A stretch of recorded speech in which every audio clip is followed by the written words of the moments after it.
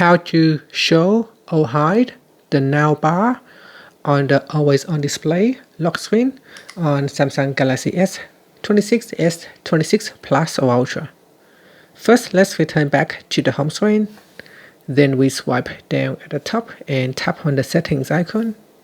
Now in settings, we then scroll down and tap on lock screen and IOD.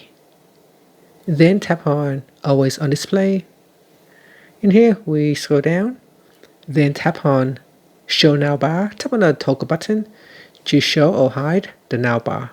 Now that I have turned off this toggle, you can see on my always on display, it will hide the now bar. Now this only disabled on the always on display. It still shows on the lock screen itself. And that's it. Thank you for watching this video. If you find it helpful, please like and subscribe to my channel for more videos.